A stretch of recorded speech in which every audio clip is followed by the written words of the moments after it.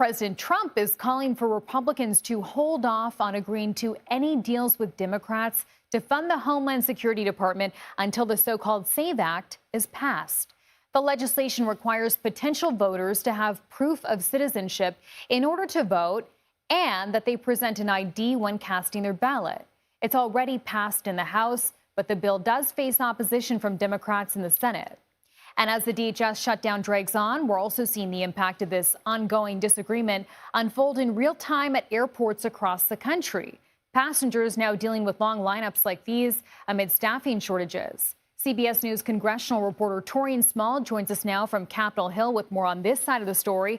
Taurean, CBS News now learning that Senate Majority Leader John Thune approached President Trump with some kind of proposal. So how was that received, and does this really help to get both sides any closer to reaching a deal?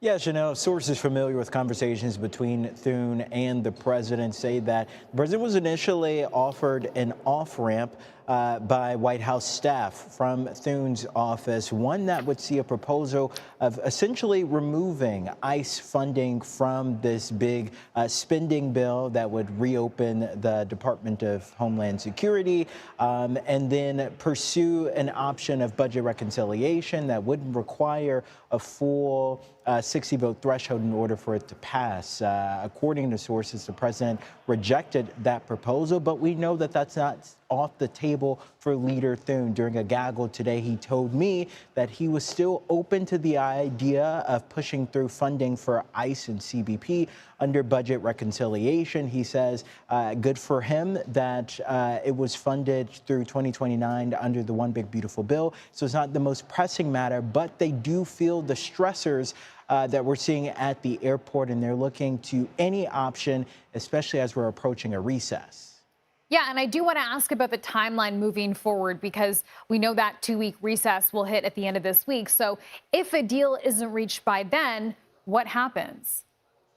Well, they're not necessarily in a hurry to get out of Washington, especially because they just came back late this afternoon. But Leader Thune said it's only Monday. Ask him on Thursday how he's feeling. But it does appear that both sides are more willing to actually negotiate a deal. We've seen border czar Tom Homan on the Hill several times last week, speaking to a bipartisan group of lawmakers.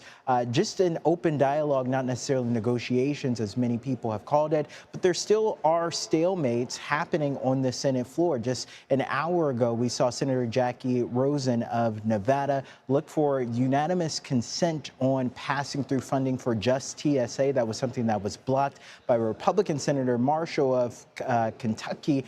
So now it's a waiting game. We'll see how this will go forward. But Chanel, it appears that both sides are willing to talk as of now. Okay. Thank you so much, Taurean Small. Appreciate it.